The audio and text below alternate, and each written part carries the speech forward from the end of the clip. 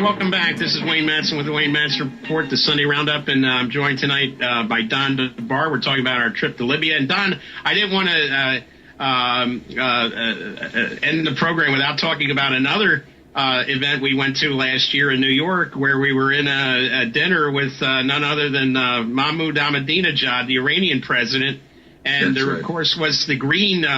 The Green Revolution there, which had U.S. fingerprints all over it. I think, again, we saw the fact that the U.S. was so much involved. We heard Hillary at every turn. She's always bringing up Iran in respect to what's happening in the Arab world, as if maybe she doesn't realize that Iran is not an Arab country. It's a whole different kettle of fish there. But what are your thoughts on what Ahmadinejad had to say and the fact that the U.S. is still trying to foment a revolt there, when in fact we may not like their form of democracy, but it is a democracy. They do have elections.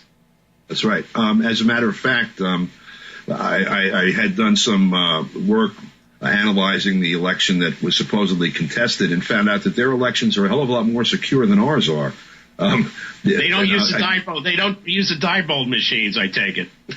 Not only that, it's very complex, but the short story is that they have very small election districts and 13 people in each one that verify the information, which gets sent up and then is published, so that it is impossible really to rig an election there without it being obvious to everyone, because each district is.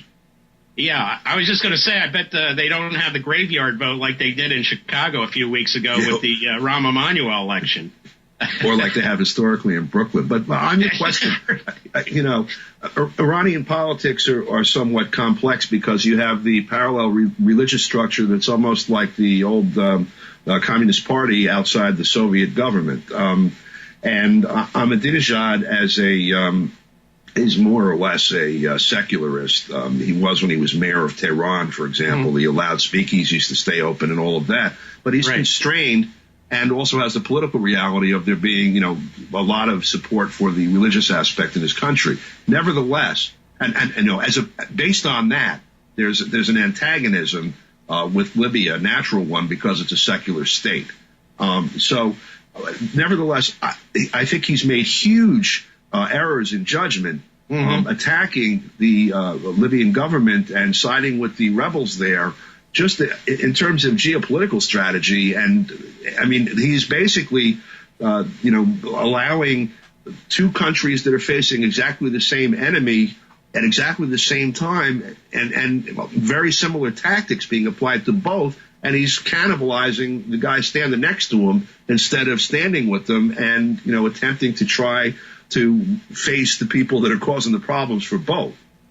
Absolutely. And I think one of the problems we see with the State Department and the media is they have all these experts on. Many of them are neocons, veterans of the Bush administration, but they're all talking in terms of Libya and Iran and the other countries. It's all about how this is going to affect Israel. Well, it will, because the Palestinians are waking up too and realizing with the release of those papers by Al Jazeera that they've been sold out by their own leadership as well. And that's definitely going to have an impact in Gaza and on the West Bank.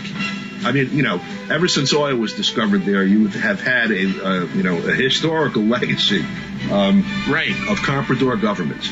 And yes. And the worst of the bunch presently is the Palestinian Authority. I mean, just look at the condition of the Palestinian people and the relationship between the Palestinian Authority and the Israeli government. Absolutely. Well, thanks. That'll do it for tonight. Thanks for joining us, Don DeBar, calling from New York. We talking about Libya and earlier about Saudi Arabia, and we will be back this time next week with another. Wayne, thank you very much. Wayne Madsen Reports Sunday Roundup, and thanks, Don, and that'll do it for tonight. Look forward to having a cocktail sometime. Absolutely.